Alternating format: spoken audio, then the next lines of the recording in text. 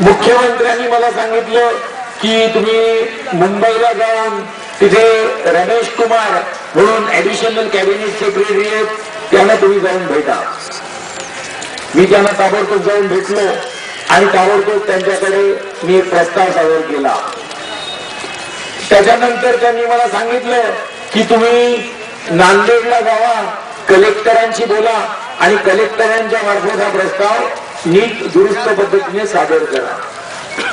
मी ताबडतोब तिथे नांदेडला आलो आणि तिथे नांदेडला आल्यानंतर कलेक्टरना भेटलो. कलेक्टरनी मोठ्या उत्साहाने ताबडतोब लोकांना सांगितलं की ताबडतोब त्यांनी प्रस्ताव सादर केला आणि त्याच दिवशी 17 तारखेला सोमवारी आम्ही तो फॅक्स केला. आम्ही तो मुंबईला फॅक्स केला त्या श्रीयुत रमेश कुमारला. आणि आज 17 तारखेनंतर 15 दिवस झालेले आहेत.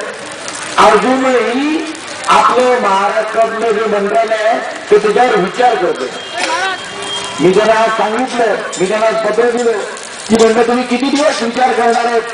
आज फक्त पावसाळ्याचे आणखीन 3-4 आठवडे उरलेले आहेत आणि 3-4 आठवडे उरलेला असताना आपण जर का विचार करत राहिलो तर 3-4 महिन्यातच मार्च महिन्यात अशी परिस्थिती येणार आहे आपल्या गावातल्या शेतकऱ्यांना की गावं सोडून जायला लागतील. गावे सोडून जायला लागतील. कारण टँकरनी जरी पाणी पुरवठा करायचं ठरवलं तरी टँकरमध्ये पाणी टाकायला कुठूनही पाणी पाहिजे. आळात नाही तर पावरात कुठून येणार, आपल्याकडे म्हणून आळात नाही तर पावरात कुठून येणार. आता मी याबद्दल खूप विचार केला की म्हटलं हे हेलिकॉप्टर्स केव्हा येतील, विमानं केव्हा येतील, आपल्याला वाट बघून चालणार नाहीये. कारण प्रत्येक दिवस महत्वाचा आहे, प्रत्येक दिवस महत्वाचा आहे. जेवढे दिवस आपल्याकडे ढग आहेत तेवढ्याच वेळेला आपण त्या ढगातून पाऊस पडू शकतो. आणि म्हणून अत्यंत काय म्हणतात त्याला एकदम मी या सगळ्या परिस्थितीवर कशी मात करायची असा मी विचार करताना 19 तारखेला सकाळी सुजलेगावला पोळ्याच्या आदल्या दिवशी माझ्या डोक्यात कल्पना आली की आपल्याला दुसऱ्याही पद्धतीने हे मीठ ढगांपर्यंत पोहोचवता येईल आणि ते म्हणजे होळी करू. आणि म्हणून सुजलेगावमध्ये आम्ही त्या दिवशी पोळ्याच्या आदल्या दिवशी दुपारी अशीच जसं तुम्ही इकडे बघताय तसा जाव पेटवला, होळी केली लाकडांची. आणि लाकडांच्या होळीमध्ये आम्ही जवळजवळ 150 किलो मीठ पेरलं. 150 किलो मीठ पेरल्याबरोबर ताबडतोब 3 तासाच्या आत योगायोगाने त्यावेळेला ढग चांगले धरून आले होते. सुजलेगावला धोधो पाऊस पडला. सुजलेगावचे इथे सगळे आमचे सगळे लोक आहेत ते त्याला साक्षी आहेत. तुमच्या सुजलेगावमध्ये तुमचे नक्कीच कोणी सोयरे झाले असतील तर तुम्ही त्यांना विचारू शकता की सुजलेगावात पाऊस पडला की नाही. त्या दिवशी संध्याकाळी मी 5:30-6 ला नांदेडून आलो. पाऊस पडायला सुरुवात झाली होती, थोडी उघडीप झाली होती. मी लोकांना म्हटलं वातावरण खूप चांगलं आहे, परत एकदा आपण होळी पेटूया. आणि म्हणून रात्री आम्ही 8 वाजता परत होळी पेटवली आणि परत 3 तासानंतर धोधो पाऊस सुजलेगावात.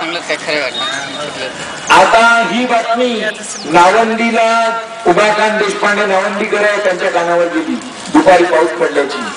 त्यांनी मला फोन केला आणि म्हणाले मराठे मामा आहे तुम्ही काय करताय, तर काय प्रयोग आहे.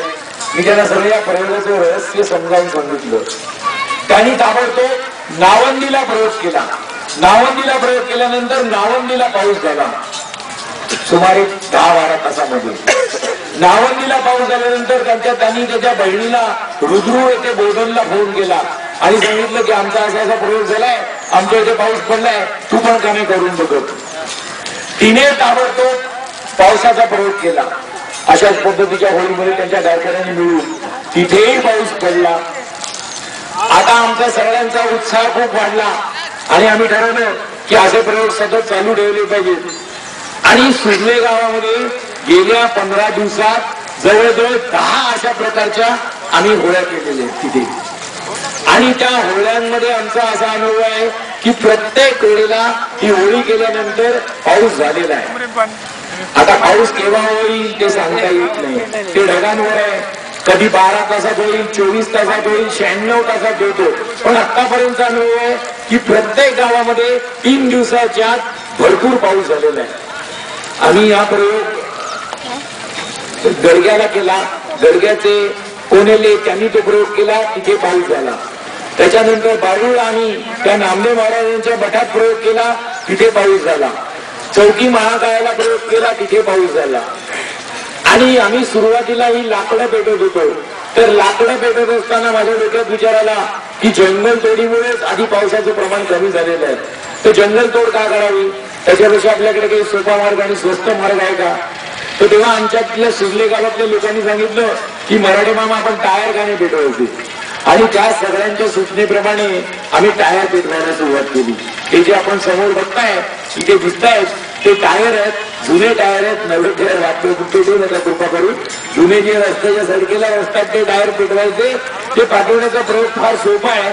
ते टायर पेटवले की त्याच्यामध्ये मीठ टाकायचं, असा साधा प्रयोग आहे. तर या प्रयोगाचं रहस्य काय आहे, हा कशामुळे पाऊस पडतो हे मी तुम्हाला थोड्या वेळानंतर सांगणार आहे. तोपर्यंत मी शाहीर तुम्हाला विनंती करतो की त्यांनी आणखीन एक दोन गाणी म्हणावी, आणखीन एक दोन कार्यक्रम म्हणावे.